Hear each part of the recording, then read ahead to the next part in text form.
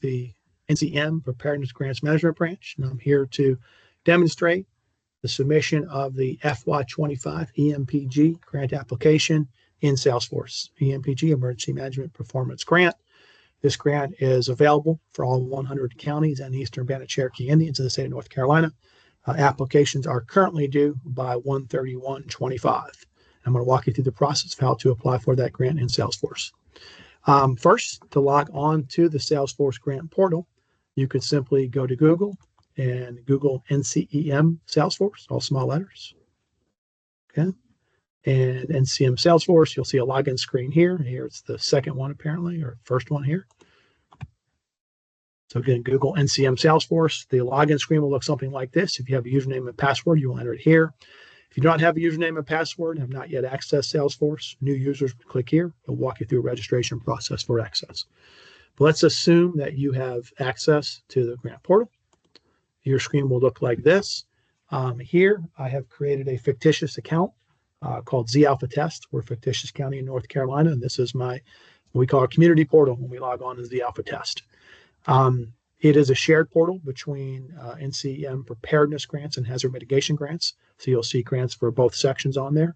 But for today's purposes, we're talking about EMPG. So if we click on the available grants button here on the homepage, the second available grant is FY25 EMPG. We're going to apply for that here today. This is what we call our notice. So this is the grant notice of funding. This is all the information and details about the grant. Anywhere you see a blue hyperlink, that takes you to more information about the grant. Okay, so we read over all this and we say, yep, this looks good. I'm ready to apply for the grant. In the upper right-hand corner of the screen here where it says apply, simply click on the apply button. Are we ready to apply? Yes, I am. Okay. What's going to happen next is it's going to import the information from your account profile. So your account object, it imports into the grant application itself for you. So all this information was entered in the account profile. If this information is not correct, you will X out of this, go into your account profile and update your account profile, come back to the application. Okay, but let's assume all this information is correct. Then let's go and select your POCs, your points of contact, and this will go into your contacts object under your account profile. And you'll pick the designated POC. Here, sub-applicant Derek, I'm the POC. I don't have a secondary POC. Okay. As I do that, if you see the I button here, okay, this gives you more information about what that field is about. So here, the POC's point of contact for application questions approving the grant. So it's imported my account, Z Alpha Test, the point of contact, sub-applicant Derek. I want to then enter my project title. And again, if I click on the I button here, it gives you the maximum character limit of 255 characters, a concise title that conveys the primary focus of the project. Here, I'm just going to say FY20, whoops, that was the wrong thing there. I'm going to say FY25 EMPG test project, okay? I mean, you could say FY25 EMPG and just put a dash with your county name. In this case, it's Z Alpha Test, okay? But just a brief description of the project title. Abstract, again, click on the I box. It tells you here what we're looking for. The main objective or goal of your project is a max of 3,000 characters. So in this particular case, we are a small county, a two-person EM shop. We have an EM director, myself, Derek D., and we have an assistant director as well, our assistant EM person who's going to be named Michelle. And we each make $50,000 a year for a total of $100,000 salary, okay? In this particular case, our salary is going to be paid 50% by federal EMPG funding and 50% by the required local match. So $100,000 salary, split 50% Fed, 50% local. So the abstract here, just say salary for 2 FTE EM personnel. Okay, so salary for 2 full-time equivalent EM personnel. Okay, EM director, that's going to be, I'm sorry, I said myself, it's going to be Joe EM, is going to be our EM director. All right, Joe makes $50,000 a year. All right, Joe spends 100% of his time on EM. And Joe EM started back on October 1st of 2021.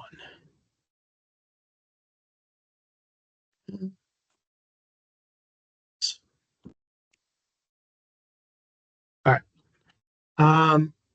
So that's our EM director. Okay. And one of your required deliverables for EMPG is you must have a designated EM director or coordinator. In this case, it's Joe EM. That's his information. Then you're going to enter all your EM personnel who are, so all program funds, federal and match allocated towards local EM personnel. Okay. In this case, again, we have $100,000 total salary, all right, because we have two people, each makes $50,000. So all program funds dedicated to local EM personnel.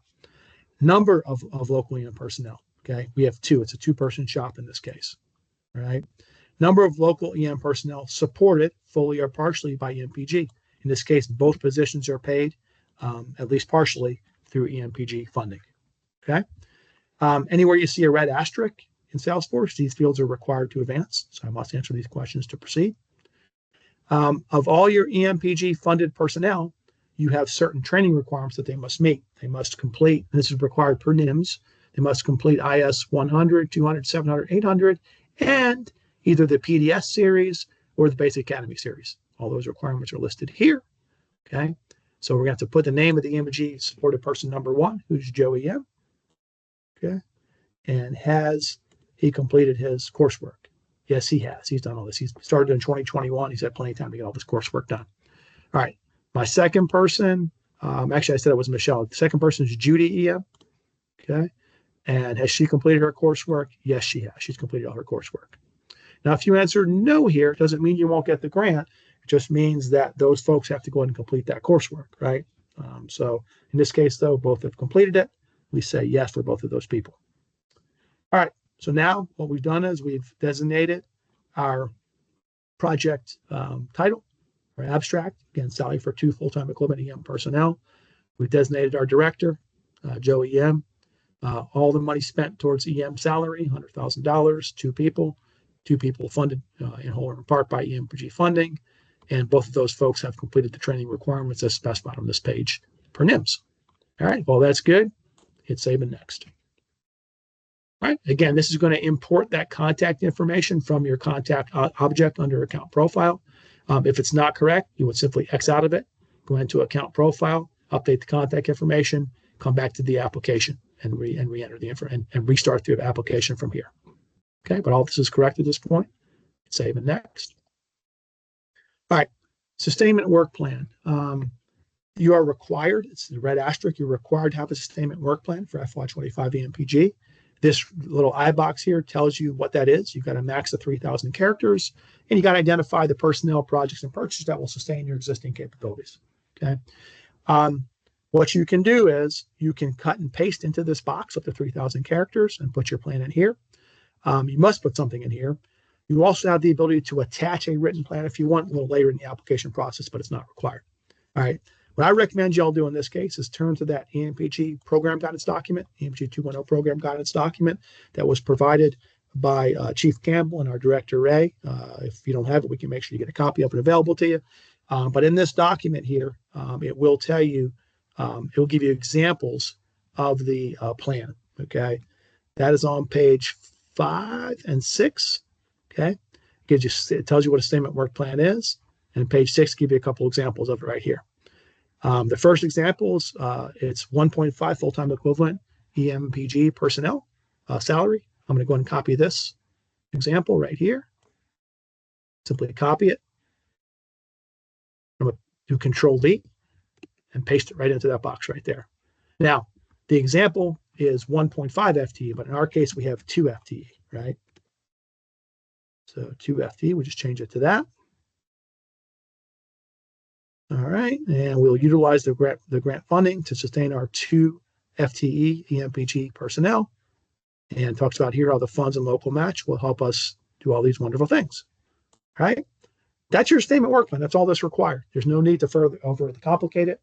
I would just simply cut and paste that example, cater to your specific situation, and be done with it.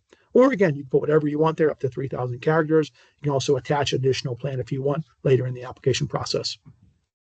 Capability work plan, again, click on the I box. It tells you what this is.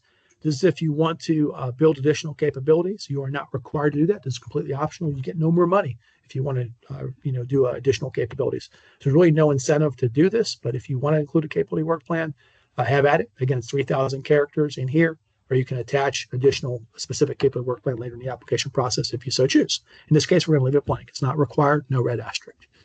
All right, project requires an EHP, Environmental Planning and Historic Preservation Assessment. Click on that box there. That link will take you to the whole EHP program from FEMA. EHP is required for construction-related activities.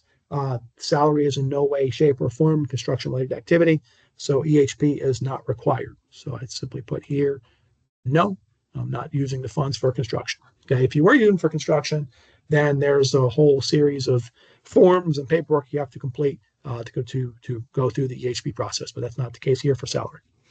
All right, milestones. These are the dates that you're going to execute your MOA, complete your baseline program required deliverables, and close your project out. All right. Again, for this, I would turn to the program guidance document. All right. On page 4 of the document, it's got a timeline. Okay. So the grant timelines on page 4. Here we go. All right. So MOAs will be sent to the county for signature in April of 2025. Okay. And they must be signed no later than June 30th, 2025. All right. So I go back to my application for milestones. I will execute my MOA by 6/30/25 for the timeline in the program guidance document. Oops. All right. June 30th, 2025. Complete all baseline program deliverables. Again, I go back to the program guidance document, and it says right here that all deliverables are due no later than April 1st, 2026. Okay, so I must complete all deliverables by April 1st, 2026. So I would go right back here and type in 4/1/2026. And those deliverables, they're specified in the program guidance document. They're on page 12 and 13 of the program guidance document. They are 7 required deliverables that you must complete to get reimbursed. Okay, we'll talk more about those later in a minute. All right, project closeout. When am I going to close the project out? I'm going to go back to the timeline and the project closeout. Right here, it says all documentation is required to be submitted later than September 30th, 2025. To close out, I think 2026 is a mistake there, by September 3rd, 2026 to close out the grant. So I will put 9/30/26 here. And there's my dates for my deliverables. All right. So I've indicated my sustainment work plan up here. No capability work plan. It's optional, not required. EHP is not implicated, so I type no. Put my dates from the program guidance document from page 4 of the document in here. Hit save and next. Okay, now I got to create my budget in Salesforce. Every grant does require a budget, and we enforce poetic discipline. So you have to put the category of each expenditure. So planning, organization, equipment, training, and exercises. You have to pick the right category for the expenditure and build your budget out accordingly. This explains what's required in the budget field up here, okay? And it details what the match requirement is for EMPG. We don't have a lot of grants that require match that we administer through NCM preparedness grants, but EMPG is one of them. And essentially it requires a dollar-for-dollar match. Okay, so to make it as simple as possible, in this particular example, we have $100,000 total salary. So each person makes $50,000, right? 2 people, $100,000 total salary. We're going to go ahead and have $50,000 that reimbursed through federal EMPG funding, and we're going to match that with $50,000 of our own county funds, right? So dollar-for-dollar match, $100,000 total salary, 50 federal, 50 local. All right. So category, again, looking at the poetic discipline, click on that for more information. I call salary organization. Some people call it planning. I call it organization. All right. So I put organization, description. I'm going to put salary for 2 FTE. Now you can build out individual budget lines for each person if you want individually, or just combine the salary into a single line for ease of demonstration and really to make it simpler. I'm going to go combine it into one single budget line here. All right, salary for 2 FTE. If you did each individual person, it'd be salary for 1 FTE, build out each one individually, but this is going to be 2 collectively combined. Salary for 2 FTE. Again, the I box tells you more information about what's required in each field. All right. So federal share for this, again, it's $100,000 total salary, $50,000 is federal, $50,000 is match. All right. So $100,000 total salary split 50-50 for 2 FTE. And that's your budget. You could create additional budget line if you want, but again, in this case, we've already done it in a single budget line. The option you could do is have one budget line for Joe EM and a second budget line for Judy EM, right? If you wanted to. But in this case, we combine their salary into one single budget line. So no further budget line is required. No. Okay, this is going to be a summary of your budget. So $50,000 Fed, $50,000 match, $100,000 total project cost. Okay. Finish with budget. If you want to type additional information, you can do that here. Not required, so I'm going to leave it blank. No red asterisk, totally not required. I'm going to leave it blank. If you want to attach additional information, I think it's limited to 3,000 characters. All right. Now we talked about this earlier. You can upload additional documentation in support of your application if you so choose. All right. Again, it's got more information here about what to do. Click the drop-down list if you want to add or upload a specific document containing your work plan, either statement or capability work plan. You could do that. So let's just say I want to do that here. Then you simply click Upload Files. Go into your local computer. Okay, in this case, I'll go to my Downloads folder, my local computer. All right, and let's pretend I have a sustainment work plan here. Okay, so here's my sustainment work plan. We'll just say it's this thing right here. All right. So now I see that green checkbox. All right. One file uploaded. I've now uploaded that document. I simply hit done. If I want to do another document, I simply go here again, pick other or work plan and upload another document. Okay. But I'm only uploading my sustainment work plan here and it's not required. I did it optionally and I'm done with that. I hit save and next. Then you get into the certifications page. Okay, there are 7 specific certifications. Each one is required per red asterisk, and you must answer yes to all these in order to submit the application. Okay, the certification 1, just you're completing complete and accurate information in the application. I said yes. 2 just says if you had a project that implicated EHP, you must submit an EHP paperwork for it. And we say yes, I understand that, but in this case, there is no EHP project. But still say yes. It's a little confusing. If I had an EHP project, I'd have to do that. This is the big one. Certification 3 is the baseline program required deliverables. All right. The 7 things you must do to get reimbursed for this grant. They're also, as I mentioned, on page 12 and 13 of this document, of the EMPG 2.0 program guidance document. All right. They're listed right here and they're explained in detail as to what they are. And they're really not hard, like identifying an EM coordinator, right? We've done that. You have to have a reviewed emergency operations plan, annual emergency operations plan. You have to participate in statewide mutual aid agreements and so forth. So not a lot, but you have to go make sure you get all these done. On this application here, you're not saying you've completed them yet, just that you do have to complete them before you get paid under the grant. Okay, so we say yes to that.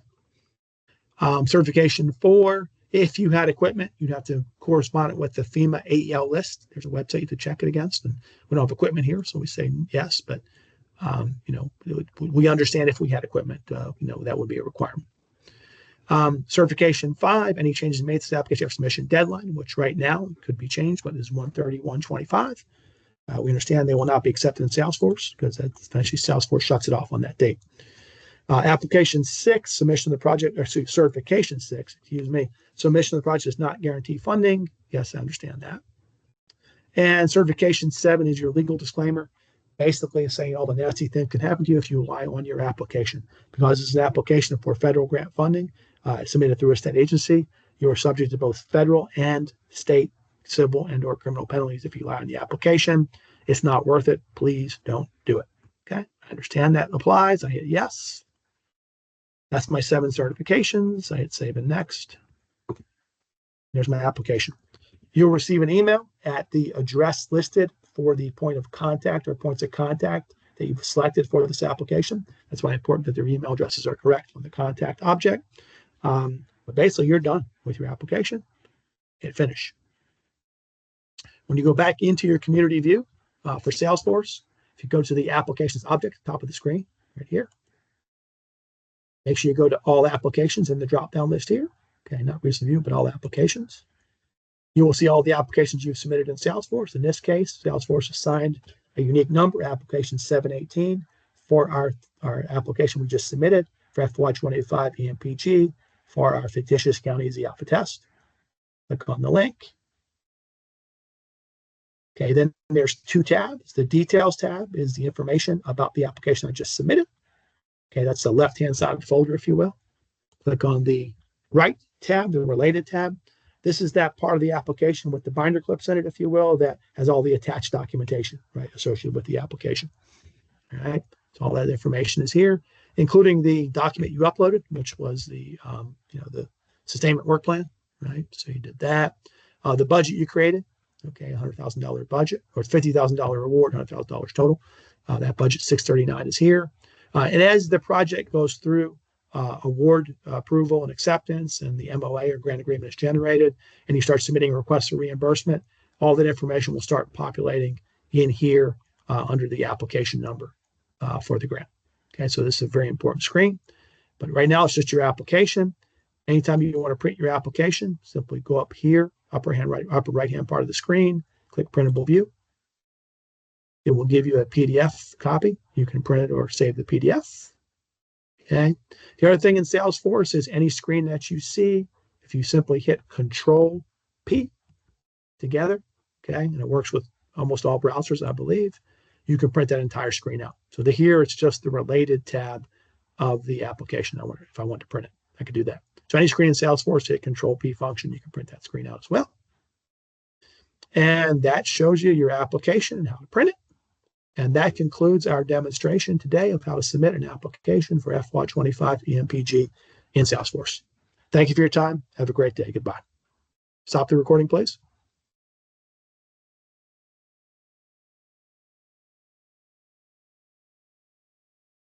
Okay, did you stop the recording, Janine?